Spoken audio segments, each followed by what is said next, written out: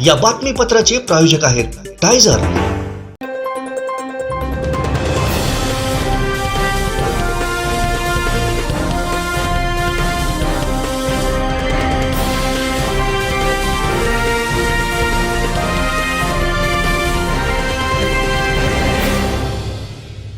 नमस्कार, आपण पाहताय कोकणचं नंबर 1 महा चॅनल कोकण 7 लाईव्ह। बातमीपत्रात आपलं स्वागत। सुरुवात करूया हेडलाईन्सनं। हेडलाईन्सचे प्रायोजक आहेत टायझर, गो रॉयल विथ ऑक्सफर्ड। भुजबळांच्या भूमिकेला वडेट्टीवारांचं समर्थन। ग्रीन हायड्रोजनमध्ये महाराष्ट्रात मोठी गुंतवणूक, देवेंद्र फडणवीस यांची माहिती। आणि व्यापारी बांधवांची एकता कौतुकास्पद, निलेश राणेंचे गौरवोद्गार। हेडलाईन्सचे प्रायोजक होते टायझर, गो रॉयल विथ ऑक्सफर्ड। आता पाहूया सविस्तर बातम्या। सुखायू आयुर्वेद आणि पंचकर्म क्लिनिक रत्नागिरी सर्व प्रकारचे पंचकर्म म्हणजेच बस्ती, वमन, विरेचन, जलौकावचरण, नस्य, शिरोधारा, उत्तरबत्ती, कटिबस्ती आणि सर्वात महत्त्वाचं म्हणजे तैलधारा, विद्याकर्म, अग्निकर्म या सर्व सुविधा एकाच छताखाली दिल्या जातात। आमची वैशिष्ट्ये: पंचकर्म करण्यासाठी ऍडमिट करण्याची सोय, ऑटोमॅटिक शिरोधारा मशीनद्वारे शिरोधारा, लहान मुलांसाठी सुवर्णप्राशन, स्त्री व पुरुषांसाठी स्वतंत्र पंचकर्म थेरपिस्टची सुविधा, केरळचे वैशिष्ट्य असलेली तैलधारा येथे केली जाते। मणक्यांच्या आजारांवरती विना ऑपरेशन, विना टाके व चिरफाड न करता विशेष आयुर्वेदिक पद्धतीने खात्रीशीर उपचार। म्हणूनच कोणतेही ऑपरेशन करण्यापूर्वी, कोणताही जॉईंट रिप्लेस करण्यापूर्वी पुन्हा पुन्हा विचार करा आणि सुखायू आयुर्वेद आणि पंचकर्म सेंटरला नक्की भेट द्या, कारण शेवटी कृत्रिम ते कृत्रिम असतं। स्थळ: doctor Pradeep Khate, BAMS MD panchakarma specialist, doctor Prajakt Ghate, BHMS ICR Pune, Sukhayu Ayurved आणि Panchakarma clinic, Yashodeep complex, flat number 109, Samsung शोरूमच्या वर, शिवाजीनगर, रत्नागिरी। Mobile number 8275 39 24 30। सिंधुदुर्गातल्या तमाम नागरिकांसाठी आजचा माझा हा व्हिडिओ फार महत्त्वाचा आहे। म्हणजे एक पोलीस खात्यात अनेक वर्षाचा अनुभवानंतर आज ज्या सिंधुदुर्ग जिल्ह्याच्या बाबतीत येऊ घातलेल्या निवडणुकीच्या अनुषंगाने काही नेत्यांकडनं दुसऱ्या पक्षातील नेत्यांवर खालच्या दर्जाची भाषणं करणे, तसेच धर्माधर्मामधील तेढ वाढावी म्हणून सुद्धा काही वक्तव्य करणे, एखाद्या धर्माच्या बाबतीत आक्रस्ताळपणा करणे, संबंध नसताना त्या ठिकाणी जाऊन तिकडचा माहोल खराब करणे, असे अनेक प्रकार केले जात आहेत। आपल्या पायाखालची जमीन सरकली की माणसाची जीभ सुद्धा सरकू लागते आणि त्याच्यातनं बेताल वक्तव्य केलं जातं।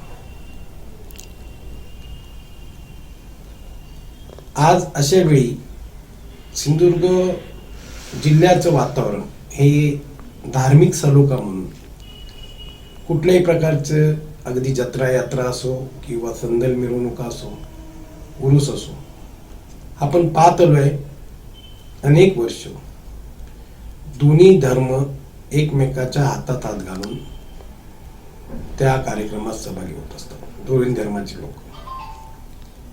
आणि तरी सुद्धा फक्त आपला राजकीय फायदा व्हावा हा कुठला तरी षड्यंत्र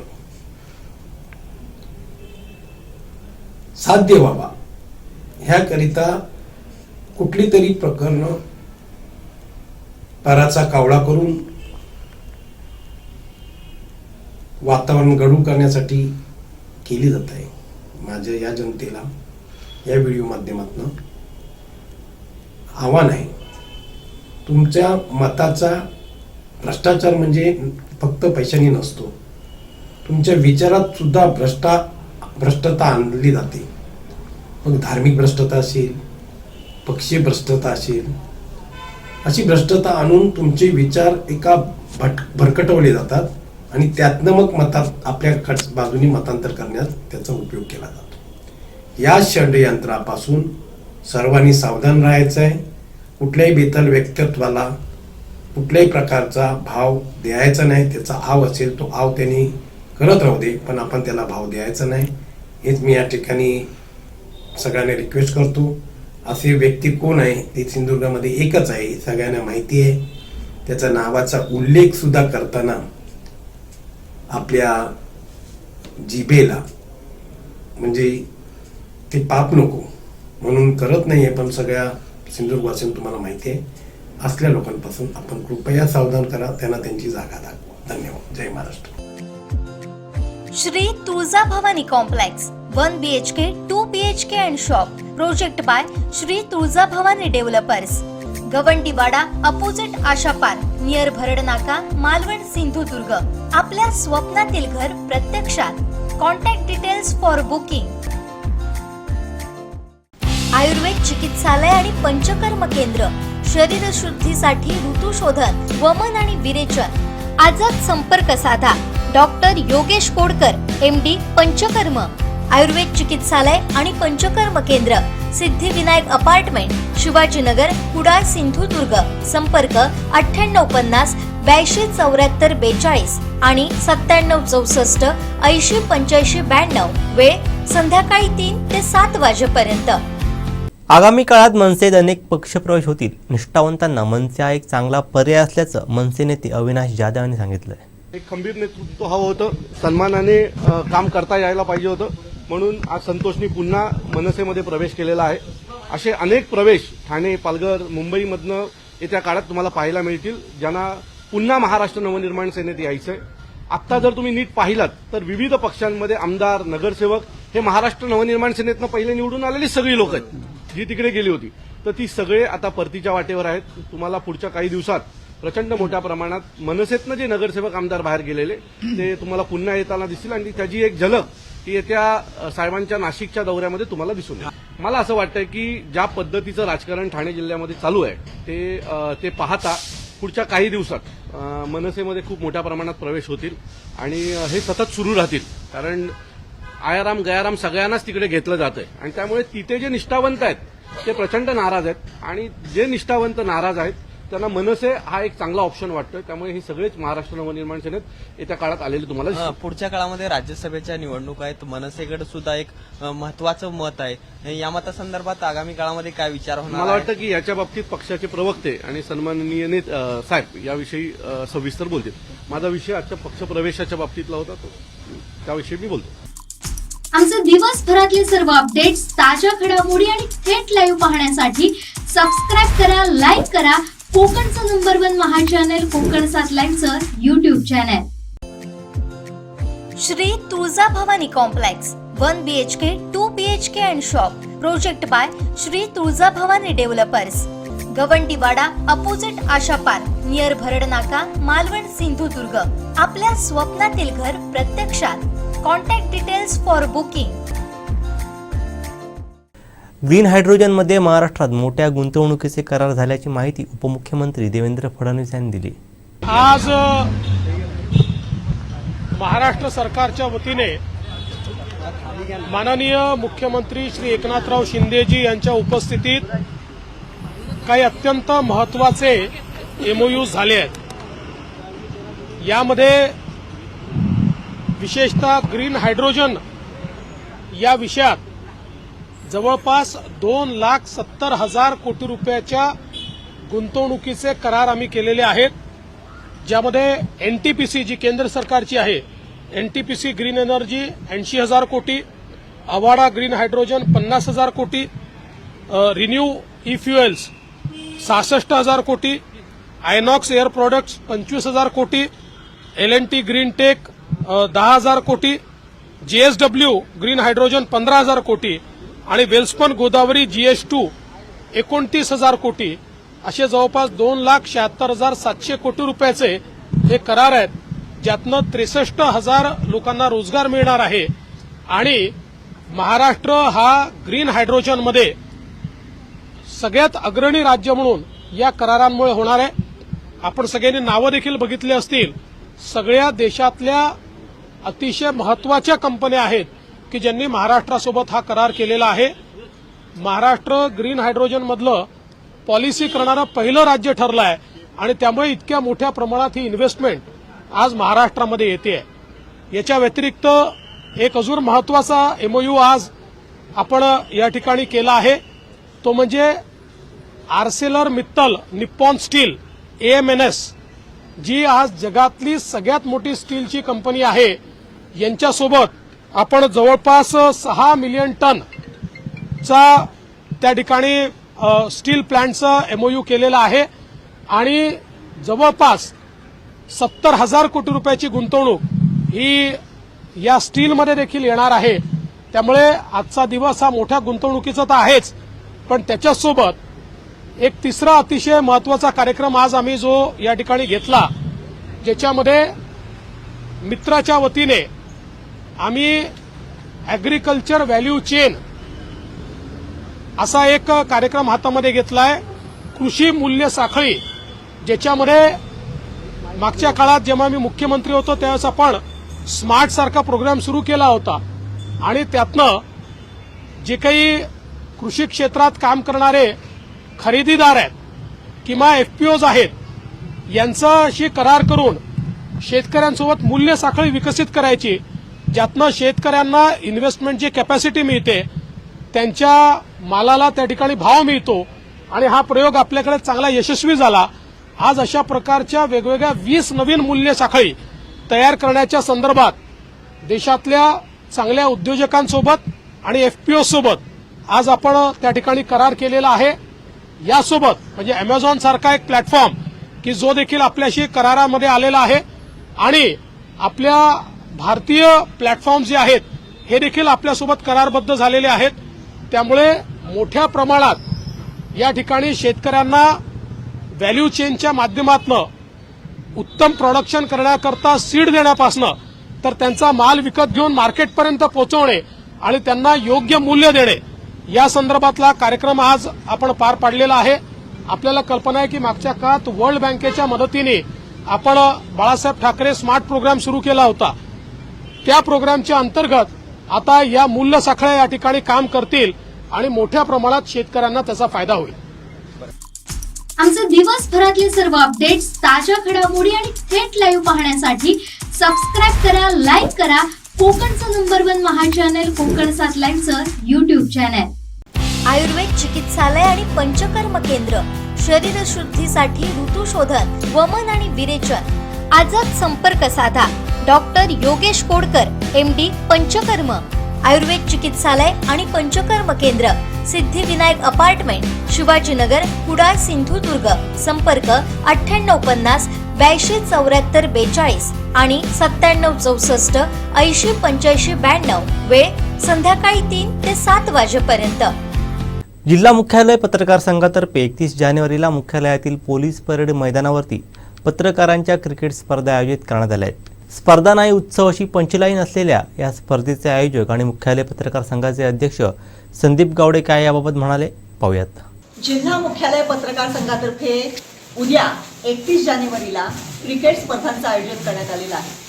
जिल्हा मुख्यालय पत्रकार संघातर्फे आयोजित करण्यात आलेल्या क्रिकेट स्पर्धांचं हे 3रं वर्ष आहे आणि त्याच उत्साहात, त्याच जल्लोषात या स्पर्धांचं आयोजन मुख्यालय पत्रकार संघाने केलेलं आहे. या क्रिकेट स्पर्धेमध्ये जिल्ह्यातल्या तालुक्यातले प्रत्येक तालुक्याचे संघ सहभागी होणार आहे आणि जिल्हा मुख्यालय पत्रकार संघाचा संघ सहभागी होणार आहे. त्याचबरोबर अधिकारी, कर्मचारी आणि पत्रकार यांचा देखील एक प्रदर्शनीय सामना होणार आहे. खरं तर जिल्हा मुख्यालय पत्रकार संघ हा छोटासा मर्यादित संख्या असलेला पत्रकारांचा एक छोटासा पत्रकार संघ, मात्र सक्सेसफुली 3ऱ्या वर्षी या पत्रकार संघाने या क्रिकेट स्पर्धांचं आयोजन करून एक वेगळा पायंडा पाडलेला आहे.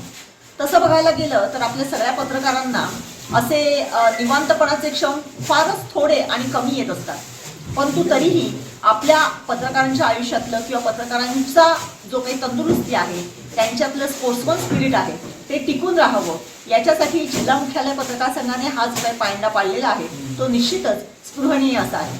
आपण विचारूया जिल्हा पत्रकार संघाचे अध्यक्ष संदीप गावडे यांना की या हे जे काही क्रिकेट सामने भरवले जात आहेत उद्या त्याचं आयोजन कसं करण्यात आलेलं आहे आणि एकूणच या स्पर्धा कशा घेतल्या जाणार आहेत? नमस्कार. जिल्हा मुख्यालय पत्रकार संघ सिंधुदुर्ग नगरी गेली 3 वर्षे आम्ही क्रिकेट स्पर्धांचं आयोजन करत आहोत आणि हे यशस्वी होण्यामागचं एकच कारण की जिल्ह्यातले सर्व पत्रकार नेहमी सहभाग घेतात, 8ही तालुक्यातले सहभाग घेतात आणि आमच्या मुख्यालय पत्रकार संघाचे प्रत्येक सदस्य यामध्ये मेहनत घेत आहे. गेले 15 दिवस आम्ही त्याची पूर्वतयारी करत आहोत. प्रत्येक सदस्य त्यामध्ये आपल्या सूचना आणि कशा पद्धतीने स्पर्धा यशस्वी व्हाव्यात यासाठी प्रयत्न करत आहोत आणि त्यानंतर आता उद्या 31 तारीखला पोलीस परेड मैदानावर या स्पर्धा होत आहेत. सकाळी 10 वाजता या स्पर्धेचं उद्घाटन जिल्हाधिकारी माननीय श्री किशोर तावडे साहेब यांच्या हस्ते होणार आहे. त्याचबरोबर इतर मान्यवर उपस्थित राहतील. तसेच या स्पर्धेसाठी आम्ही दुपारी सर्व पत्रकारांना स्नेहभोजनाचा कार्यक्रम आयोजित केला आहे. टी-शर्ट सुद्धा देण्याचा आमचा प्रयत्न आहे सर्वांना आणि अशा प्रकारे आम्ही सर्व पूर्वतयारी केलेली आहे आणि प्रत्येक सदस्य याची मेहनत घेत आहे. जिल्ह्यातील सर्व पत्रकारांनी यात सहभाग घ्यावा असं मी यावेळी आवाहन करत आहे. हा क्रिकेट स्पर्धा ह्या खरं तर नुसत्या निमित्त आहेत की आपल्या जिल्ह्यातले सर्व पत्रकार एकत्रित यावे, त्यांची तंदुरुस्ती दिसून येईलच, परंतु एक खेळीमेचं वातावरण निर्माण व्हावं आणि चांगल्या पद्धतीने एक वातावरण निर्माण होऊन सर्व एकत्रित यावेत आणि क्रीडा स्पर्धा संपन्न व्हाव्यात हाच आमचा हेतू आहे. म्हणूनच आम्ही स्नेहभोजनाचा कार्यक्रम जो त्यासाठीच आयोजित केला आहे, कारण त्यामध्ये सर्व सहभागी होतील, स्पर्धेत सहभागी होतील आणि खिलाडी वृत्तीने सर्व सहभागी होऊन या स्पर्धा संपन्न होतील. खरं तर आम्ही मुख्यालय पत्रकार संघाने जे क्रिकेट स्पर्धा आयोजित केल्या आहे त्या स्पर्धा आमची जी टॅगलाईन आहे ते स्पर्धा नव्हे तर उत्सवच, त्यामुळे प्रत्येकाला त्यात संधी मिळावी. आम्ही काही नियमही त्यामध्ये शिथिल केलेले आहेत. म्हणजे फक्त पत्रकार संघाचे सदस्य, काही जणांना थोडा उशीर लागतो सदस्य होणं, किमान पत्रकारिता क्षेत्रातील प्रत्येक खेळाडू असायला हवा हे आमची नियमावली आहे. त्यामुळे यामध्ये चांगल्यापैकी सगळे जे खेळाडू खरोखर आहेत ते सुद्धा सहभागी होतील, इतरही खेळाडू आहेत ते सुद्धा सहभागी होतील आणि एक पत्रकारांचा चांगला स्नेहमेळा होईल आणि एक आनंदाचं वातावरण निर्माण राहील, कुठेही वाद न होता. आणि आम्हाला सुद्धा 2 वेळाही चांगला प्रतिसाद मिळालेला, जिल्ह्यातले सर्व पत्रकार त्यामध्ये सहभागी झालेल्याने उत्स्फूर्त सहभागी होतात आणि आम्हाला अनेक वेळा विचारतच असतात कधी या स्पर्धा होत असतात, याची वाटच पाहत असतात. उद्या सुद्धा सर्वजण सहभागी होतील अशी आमची अपेक्षा आहे.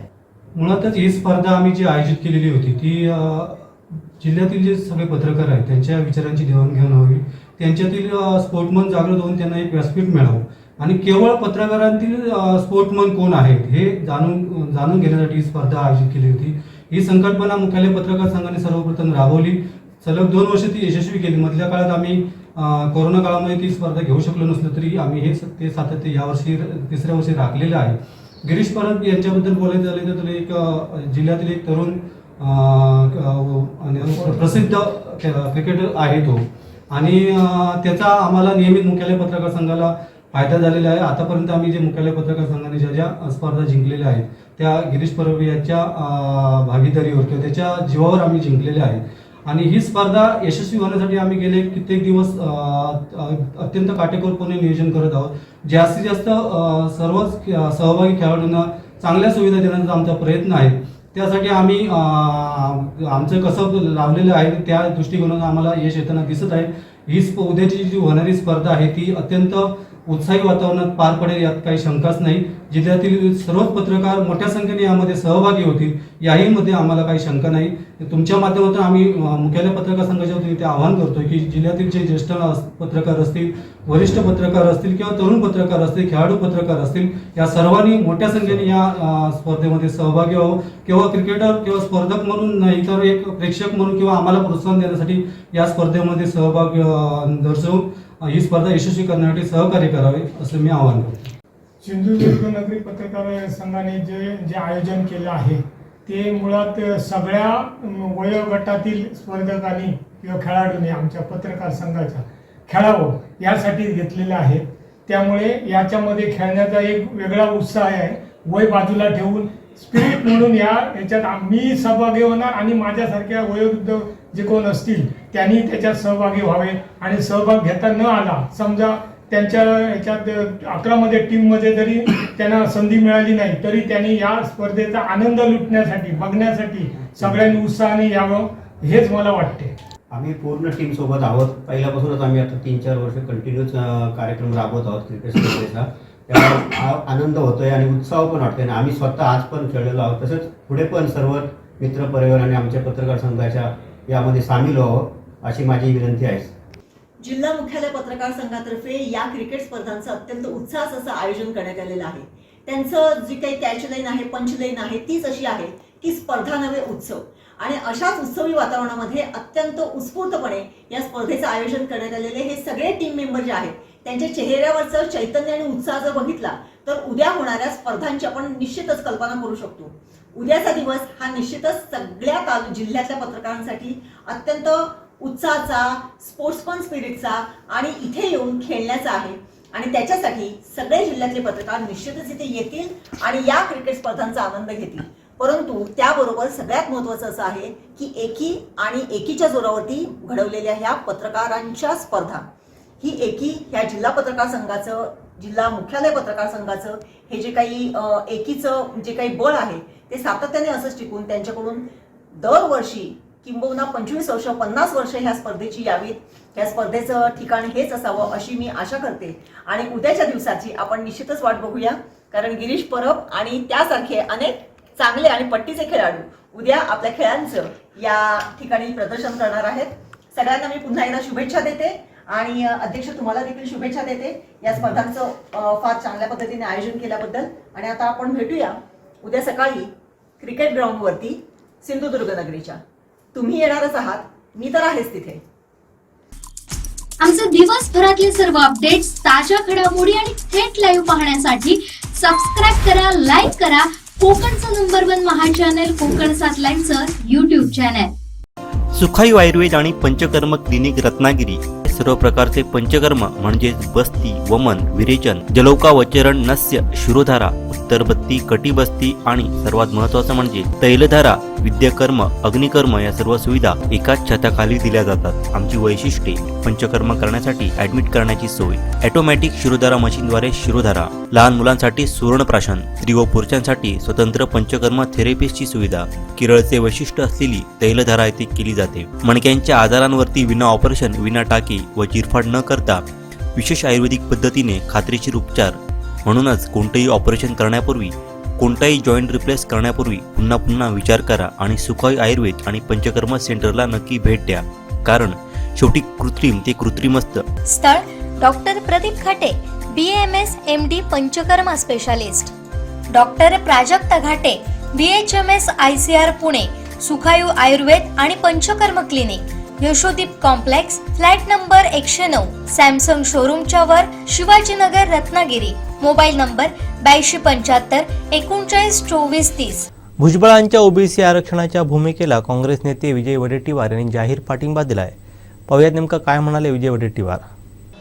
आजची ओबीसीच्या प्रमुख नेत्यांची बैठक महाराष्ट्रातील आयोजित केली होती. जो अध्यादेश काढला गेला त्यावर चर्चा करण्यासाठी, त्याचे दुष्परिणाम, परिणाम, भविष्यात ओबीसीवर किती होणार, काय होणार आणि या निर्णयामुळे ओबीसीच्या समाजामध्ये जे एक उद्रेकाची आणि भीतीची भावना आहे, उद्रेकही आहे आणि भीती पण आहे, धास्तावलेला आहे ओबीसी, की आमचं आता संरक्षण कसं करायचं, आम्ही आमच्या हक्काचं संरक्षण होईल की नाही, अशा पद्धतीची किंवा अशी भूमिका महाराष्ट्रातील ओबीसीच्या अनेक नेत्यांनी या ठिकाणी मांडली. ज्या जनतेच्या भावना आहेत ओबीसीच्या, तीच भावना ओबीसीच्या नेत्यांनी या ठिकाणी मांडली. आणि खरं तर हा अध्यादेश कशाच्या भरोशावर काढला गेला आणि ही सरकार मान तुटेपर्यंत का वाकलं, हा खरा प्रश्न आहे. ज्यावेळेस मागासवर्गीय आयोगांच्याकडे 400 कोटी रुपये देऊन मराठा समाजाच्या संदर्भात मागासलेपणाचा सर्वे करून अहवाल मागितला होता, तो अहवाल अद्याप अप्राप्त आहे. शिंदे समितीच्या शिफारशी सुद्धा पूर्णतः प्राप्त नाही. हा निर्णय घेताना कॅबिनेट पुढे हा निर्णय झालेला नाही आणि कॅबिनेट पुढे न जाता या राज्यातील मंत्रिमंडळाची परवानगी न घेता हा जो काही GR काढला, हा GR सत्ताधाऱ्यांनी एकमेकावर कुरघोडी करण्यासाठी काढला आणि श्रेयवादाची लढाई यामध्ये मला दिसून येत आहे. हा श्रेयवाद एकाच समाजाला उद्ध्वस्त करण्यासाठी हा श्रेयवाद होतो आहे किंवा श्रेयवादाची लढाई लढली जात आहे का, हा खरा प्रश्न येतो.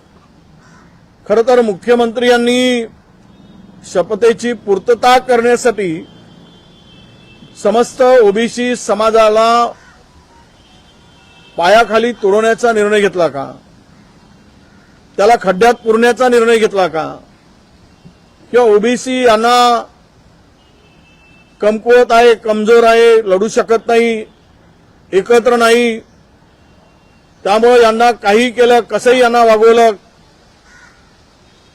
यांच्या हक्काचं काढून घेतलं तरी हे काही करू शकणार नाही अशी भावना मुख्यमंत्र्यांची झाली असेल.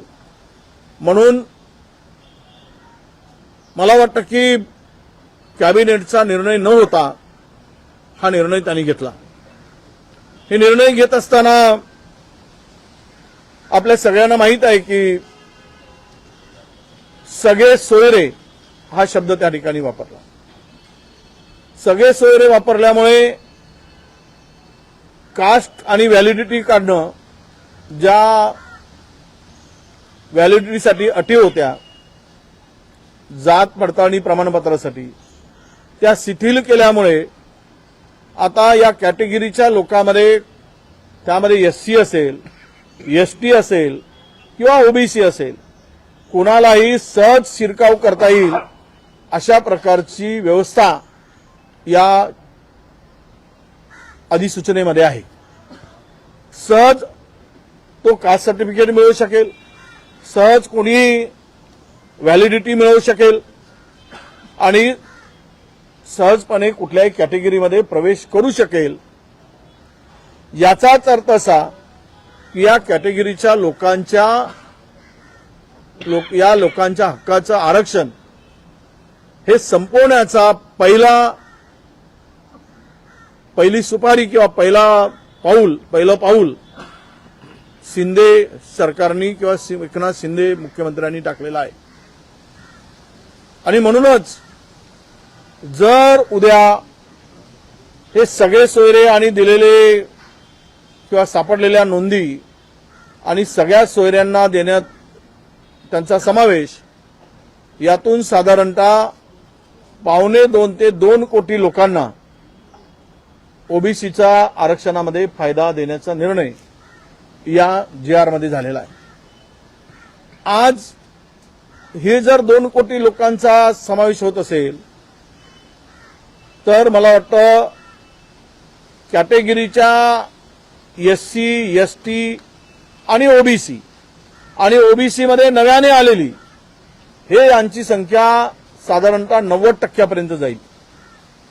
आता 90% लोकांना 50% आरक्षणामध्ये ठेवायचं आणि ओबीसीला विजेंटीला घेऊन जे 27% आरक्षण आहे त्यामध्ये हे 1.25 कोटी लोकांचा समावेश करायचा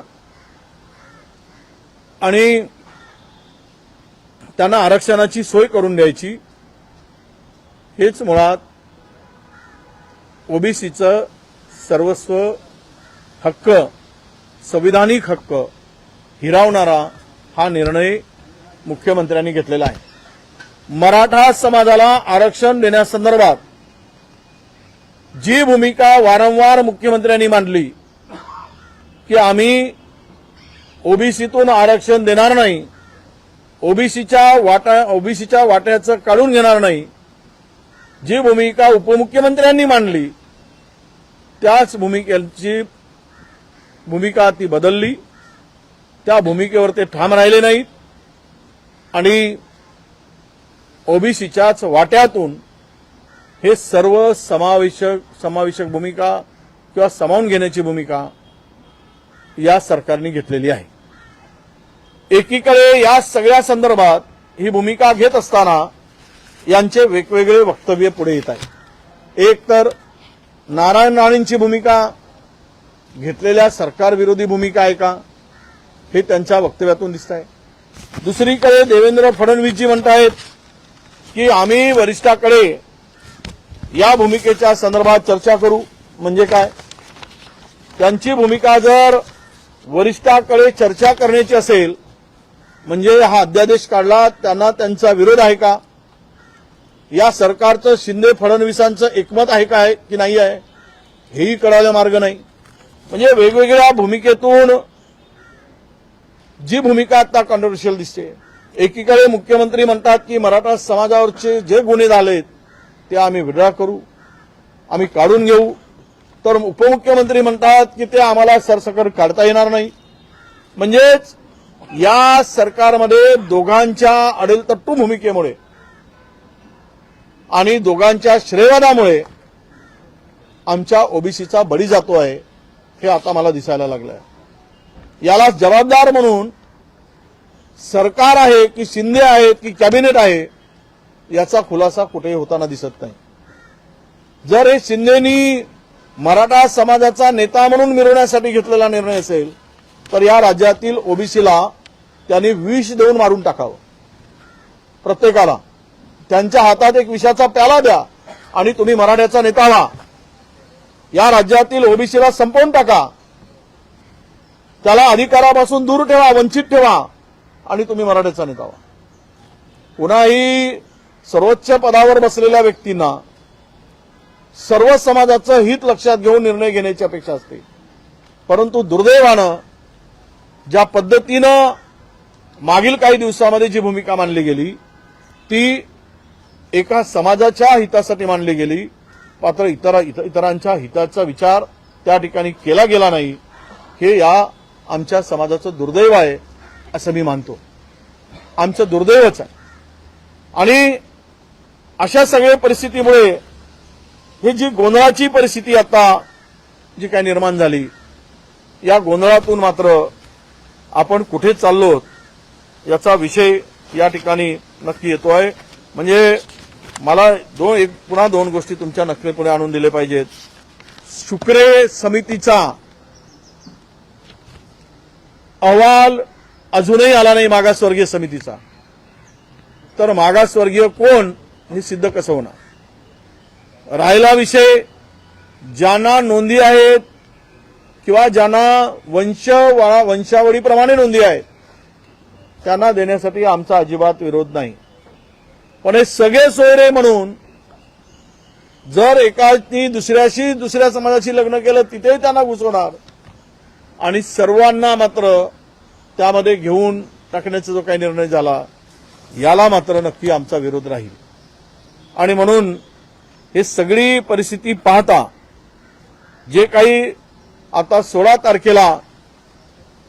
तारखेपर्यंत ज्या काही हरकती मागवायच्या आहेत, मी आपल्या माध्यमातून ओबीसी समाज बांधवांना, विशेष करून सुशिक्षित लोकांना, डॉक्टर, वकील, प्राध्यापक, हे शिक्षक जे काही या समाजातील या ओबीसीच्या फायद्यातून मोठी झालेली मंडळी आहे, ओबीसीच्या भरोश्यावर मोठी झालेली मंडळी आहे, ओबीसीच्या आरक्षणावर झालेल्या मंडळींना माझं आव्हान आहे की तुम्ही या संदर्भात 16 तारखेला मोठ्या प्रमाणामध्ये तुमचे आक्षेप नोंदवा. ते आक्षेप नोंदवण्याची तारीख ही 16 फेब्रुवारी आहे असं आव्हान मी सगळ्यांना करतोय. करोडोच्या संख्येने असलेल्या ओबीसी बांधवांनी आपल्या पेनाचा उपयोग, एक कागदाचा उपयोग स्वतःच्या संरक्षणासाठी आणि हक्कासाठी करावा, नाहीतर रस्त्यावर भीक मागायची पाळी सगळ्यांना आल्याशिवाय राहणार नाही. कुणी जर कुणाची लेकरं म्हणत असतील तर ही लेकरं महाराष्ट्राची आहेत, कोणत्या एका समाजाची लेकरं असू शकत नाही. मी विधानसभेमध्ये सुद्धा या समाजाच्या व्यथा मांडताना ती परिस्थिती विशद केलेली आहे. त्या कोणाच्या लेकरांच्या वर अन्याय होऊ नये अशी जर भूमिका असेल तर आमच्याही लेकरावर कुणीही अन्याय करू नये. स्वतःच्या समाजाचं हित बघत असताना तो बघितलाच पाहिजे. त्यांना तो अधिकार आहे. जसा त्यांना तो अधिकार आहे तसा तो अधिकार आम्हाला सुद्धा आमच्या समाजाचं संरक्षण करणं आणि हक्क साबित ठेवणं, त्यांच्या हक्काचं संरक्षण करणं हा सुद्धा आमचाही अधिकार आहे. त्या अधिकारापोटी मी कोणाच्या विरोधापोटी बोलत नाही, तर माझ्या समाजाच्या हक्कासाठी आणि अधिकारापोटी हे मी मानतो आहे आणि ही माझी भूमिका ही महाराष्ट्रातील तमाम जनतेपर्यंत जावी आणि माझं समाजाचं हक्काचं संरक्षण, संविधानिक संरक्षण, जे संविधानाने दिलेलं संरक्षण आहे त्याचं रक्षण व्हावं. हे जे कोणी काही अवसंविधानिक करत त्याला आमचा विरोध नाही, पण आमच्या मात्र हक्काच्या वाट्याला जे काही असेल ते मात्र त्याला बाधा पोचता कामा नये अशी आमची भूमिका आहे. आणि यासाठी आम्ही आता काही निर्णय घेतलेले आहेत. ते निर्णय असे आहेत की आम्ही आता 5 तारखेपासून आम्ही आमच्या संपूर्ण ओबीसी आणि बहुजनांच्या हक्काच्या संरक्षणासाठी सरकार म्हणून आता आमच्या पाठीमागे नाहीये. सरकारचा कुठलाही माणूस आमच्या पाठीमागे नाहीये. एक माणूस आपली भूमिका सरकारमध्ये बसून मांडतायत ते छगन भुजबळ मांडत आहे. त्या पलीकडे सरकारमधील कुणी ठोस भूमिका आणि आमच्या हक्काचं संरक्षण करण्यासाठी पुढे येताना दिसत नाहीये. भुजबळांच्या भूमिकेच्या संदर्भात मी सांगितलं की मी त्यांना ती मांडलेली भूमिका जी आहे त्यांना माझं समर्थन आहे. मी समर्थन या संदर्भातलं स्पष्टपणे सांगतोय की ती आज ओबीसीची भूमिका जी मांडत आहेत, ज्या पद्धतीनं मांडत आहेत, ज्या पद्धतीनं ओबीसी समाजावर अन्याय होताना दिसतोय त्याला माझं समर्थन आहे आणि मी नक्की त्यांना समर्थन ओबीसी म्हणून देणार आहे. आणि आमच्यामध्ये कुठलेही वाद असण्याचं काही कारण नाही. ते वेगळेच पक्ष वेगळे आहेत, पण ओबीसी म्हणून त्यांची भूमिका आणि माझी भूमिका एक आहे हे या ठिकाणी मी आवर्जून सांगतोय. आणि म्हणूनच आम्ही 5 तारखेपासून 5 फरवरीपासून ओबीसीच्या हक्काच्या संरक्षणासाठी पहिल्यांदा आमची जी शक्तीस्थळ आहे त्या ठिकाणी आम्ही सर्व ओबीसीचा समाज चैत्यभूमीपासून सुरुवात करून आम्ही फुले, शाहू, आंबेडकर ही जी आमची शक्तीस्थळ आहेत याबरोबरच पोहरादेवी असेल, चौंडी असेल, भगवानगड असेल, गोपीनाथगड असेल आणि जेजुरी असेल, जिवा महाल, छत्रपती शाहू महाराजांची समाधी असेल आणि जिवा महालांच्या समाधी स्थळ आहे. जिवा महालांचा होता जिवा म्हणून वाचला शिवा, मरणार माहीत होतं तरी महाराजांचा जीव वाचवणारा हा बहुजन समाजातला जिवा, याच्याही स्फूर्तीस्थळी गेलं पाहिजे, शिवा काशिंदाच्या स्थळी गेलं पाहिजे. असं एक 5-6 दिवस आम्ही या स्थळी जाऊन स्फूर्ती आम्हाला द्या, आमच्या हक्काचं संरक्षण करायसाठी आम्हाला हिंमत द्या, ताकद द्या, ही मागणी करायसाठी या बहुजनांच्या स्मृतीस्थळावर आम्ही जाणार आहोत. आणि हे इथून जाऊन आल्यानंतर यांची स्मृती मिळण्यासाठी हे आमच्या संपूर्ण 500,000 गाड्यांचा ताफा हा त्या स्थळावर जाईल आणि शपथ घेऊन की आमच्या हक्काच्या संरक्षणासाठी आम्ही एक आहोत या शक्तीनिशी तो उभा राहील. आणि 20 तारखेला आम्ही संभाजीनगरला विराट अशी ओबीसीच्या हक्काच्या संरक्षणासाठी कुणाला दिलंय याचा विरोध म्हणून नाही आणि हे लक्षात घेतलं पाहिजे कोणी, आणि आमच्या अंगावर कोणी येण्याचा विषय नाही. आम्ही त्यांना सचेत करतो आमच्या हक्काच्या संरक्षणासाठी. तुम्हाला मिळत असताना तुम्ही मिळवलात, पण आता मात्र आमच्या हक्काच्या संरक्षणाची पाळी आली आहे. त्यासाठी संभाजीनगरला 20 तारखेला आम्ही सभेचं आयोजन केलेलं आहे आणि ही 20 तारखेला संभाजीनगरची सभेमध्ये भुजबळ साहेबांनाही आम्ही आमंत्रित करणार आहोत, त्यांनाही त्या ठिकाणी निमंत्रण देणार आहोत. सर्व ओबीसी महाराष्ट्रातला त्या ठिकाणी एकत्र यावा, एकत्र येऊन लढावा, आपल्या हक्काचं संरक्षण करावं, संविधानिक संरक्षण करावं, ही त्यामागची भूमिका 20 तारखेमध्ये आम्ही मांडणार आहोत. आमचे दिवसभरातले सर्व अपडेट्स, ताज्या घडामोडी आणि थेट लाईव्ह पाहण्यासाठी सबस्क्राईब करा, लाईक करा कोकणचं नंबर 1 महा चॅनल कोकण 7 लाईव्हचं युट्यूब चॅनल. सिंधुदुर्गात प्रथमच बायपास शस्त्रक्रिया, हृदयरोग निदान आणि उपचार एकाच ठिकाणी. बायपास शस्त्रक्रिया, एंजिओग्राफी, एंजिओप्लास्टी, हृदयाची सोनोग्राफी, ट्रेडमिल चाचणी, हृदयविकार तपासणी अशा अत्याधुनिक सुविधा. MJPJAY योजनेअंतर्गत बायपास आणि एंजिओप्लास्टी अगदी मोफत. आवश्यक कागदपत्रे, ओळखपत्र, मतदान card, Aadhaar card, ration card, bank passbook, mobile number. Cashless सेवा उपलब्ध. Super speciality lifetime hospital, Padwe, Kasal Malvan मार्गालगत, तालुका कुडाळ, जिल्हा सिंधुदुर्ग. कणकवली तालुक्यातील खारेपाटणजवळ असलेल्या नडगिवे बांबरवाडी येथील अवघड वळणावरती चालकाचा ताबा सुटून कंटेनर पलटी झाला. गोव्याहून मुंबईच्या दिशेने जाणाऱ्या कंटेनरचा 11:30च्या सुमारास नडगिवे घाटात अपघात झाला. या अपघातात कंटेनरचं नुकसान झाल्याचं प्रथमदर्शनी दिसतंय. या अपघातात वाहन चालकाला दुखापत झाल्याची माहिती मिळते. त्याला जवळच्या आरोग्य केंद्रात उपचारांसाठी दाखल करण्यात आलंय. अपघाताची बातमी कळताच खारेपाटण दूरक्षेत्राचे पोलीस कॉन्स्टेबल मोहिते यांनी घटनास्थळी भेट देऊन पाहणी केली. आमचे दिवसभरातले सर्व अपडेट्स, ताज्या घडामोडी आणि थेट लाईव्ह पाहण्यासाठी सबस्क्राईब करा, लाईक करा कोकणचं नंबर 1 महा चॅनल कोकण 7 लाईनचं YouTube चॅनल.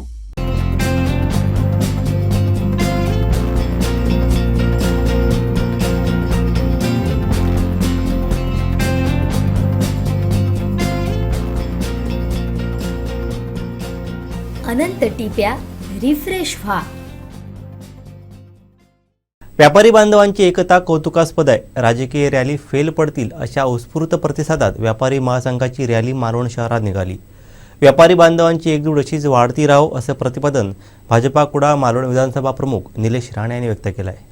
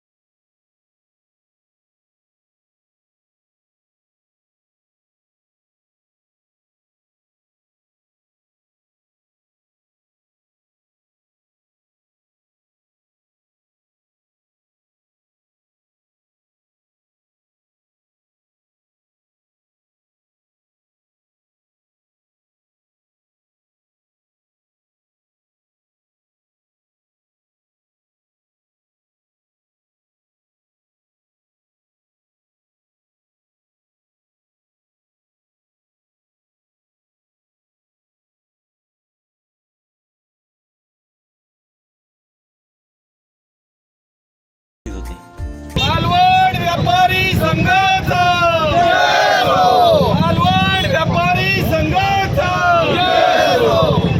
आज व्यापारी महासंघाचा सिंधुदुर्ग जिल्हा 36वा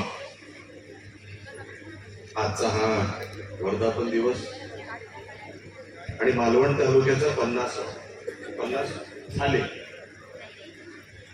मी साहेब मनापासून आपल्या या संघाला, आपल्या पदाधिकाऱ्यांना, आपल्या कार्यकर्त्यांना, आपल्या सहकाऱ्यांना, आपल्या कुटुंबाला मनापासून आपल्याला मी शुभेच्छा देतो. आपल्या मी अभिनंदन करतो. साहेब, या कार्यक्रमाला आलो असताना आपण जो मान दिला, जो सन्मान दिला, त्याच्यापेक्षा राणे कुटुंबाला काहीच नको असतं. मी सकाळपासून किंवा जेव्हापासून आपण आमंत्रण दिलं, एकता मेळावा, आपण या 31 तारखेच्या मेळाव्याला आपण नाव दिलंय. आज खरोखरच साहेब आपली एकता आजच्या रॅलीमध्ये मला दिसली. मला माहित नाही आपल्यापैकी किती लोकांनी ती रॅली बघितली, पण आमच्या सगळ्या राजकीय पक्षांची रॅल्या फेल होतील अशी ती इकडे महासंघाची आज रॅली या लोकांनी इकडे करा. आणि सगळं यंग ब्रिगेड होतं, सगळे सिनियर लोक होते आणि त्यांचा जो जोश बघितला. आमचे कार्यकर्ते फेल होतील सर. तुम्ही आज पक्षाला फेल केलं, राजकीय पक्षांना फेल केलं. असा एकता आणि असा जो काही तुम्हाला मेसेज द्यायचा होता एकता मेळाव्याच्या निमित्ताने, आज त्या रॅलीच्या निमित्ताने आपण दिला. मनापासून आपलं मी कौतुक करतो. हे सगळ्यांनाच जमत नसतं, हे सगळ्यांनाच जमत नसतं. कोणतरी करणारा लागतो, कोणाचं तरी वजन लागतं, कोणाचं तरी नियोजन लागतं, कोणाची तरी आस्था लागते आणि मन लावून जो हे सगळं करत असतो. आजचं हे चित्र साहेब त्यालाच बघायला मिळतं आणि मी भाग्यवान समजतो. आज हे चित्र मी बघू शकतो, मी भाग्यवान समजतो. मी साहेब मनापासून आपल्याला शुभेच्छा देण्यासाठी इथे उभा आहे. या जिल्ह्यातलं वातावरण चांगलं राहावं, शांततेत राहावं. आपल्या जिल्ह्याची उलाढाल ही पर्यटनावर असेल, व्यापारावर असेल, ट्रेडिंगवर असेल, बिझनेसवर असेल, किंवा कुठल्याही नवीन क्षेत्रामध्ये सिंधुदुर्ग जिल्ह्यामध्ये ज्यांना काम करायची इच्छा आहे, इंडस्ट्री वाढवायची इच्छा आहे, आज अनेक वर्षापासून राणेसाहेब सांगतायत किंवा नुसतं शेतीवर आणि किंवा नुसतं मासेमारीवर अवलंबून न राहता ते पण गरजेचंच आहे.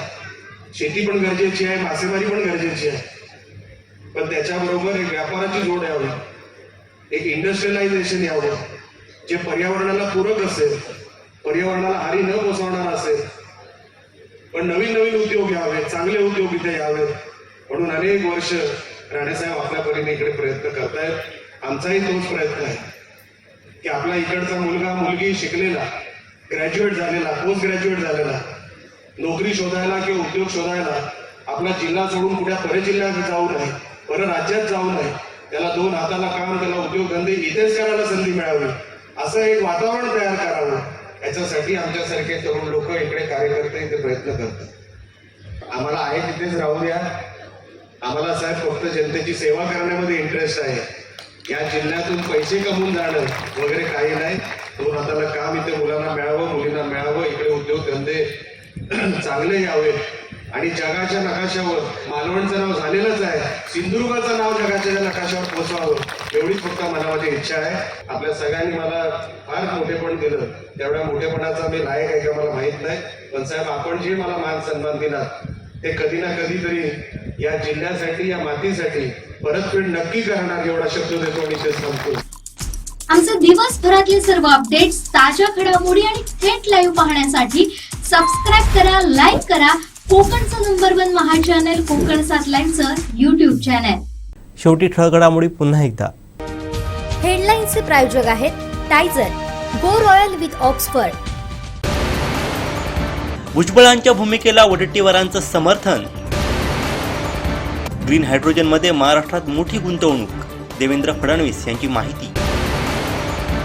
आणि व्यापारी बांधवांची एकता कौतुकास्पद, निलेश राणेंचे गौरवोद्गार. हेडलाईन्सचे प्रायोजक होते टायझर, गो रॉयल विथ ऑक्सफर्ड.